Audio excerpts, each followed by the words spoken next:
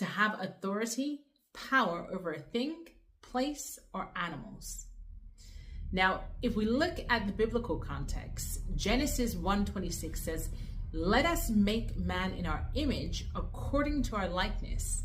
Then let them have dominion over the fish of the sea, over the birds of the air, and over the cattle, over all the earth, and over every creepy thing that creeps on earth." God is saying, I've given you dominion over everything. And remember, I said to you last time in my video previously, God is the creator. He created everything. So therefore, when he's given you dominion, he has given you dominion over everything that he has created that you see here on this earth. And so it's really important that we get a comprehensive understanding of what that means. Do not limit yourself to your own thinking of what dominion means. Go to the biblical context and get a full understanding. He's given me dominion. I understand that, Lord. Now, you can't have dominion without a domain. And a domain is an area or a territory owned or controlled by a particular ruler or government. So to have dominion, you require a domain, which is a territory to rule over. And so God has given us dominion over territories within his kingdom. And that is what we need to start to walk in. And I'm almost going to ask you a rhetorical question. Are you walking in your dominion over these territories?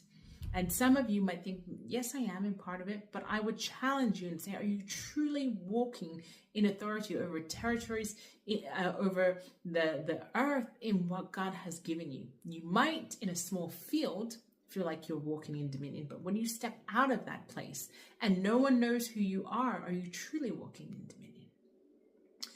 Now, to walk in this, you need to know your authority in its fullness. And how do you get to know your authority in anything that God says? Well, you need to understand the word of God. And of course, I don't have a lot of time to give you the full detail of this, but you can always join my mentorship programs, which I do with smaller groups, where I go into a little bit more detail if you want further information. And so it says in Matthew 28:18, "And Jesus came and said to them, 'All authority in heaven and on earth has been given to me.'" This is important because I was saying to you, how do you understand your authority or your dominion?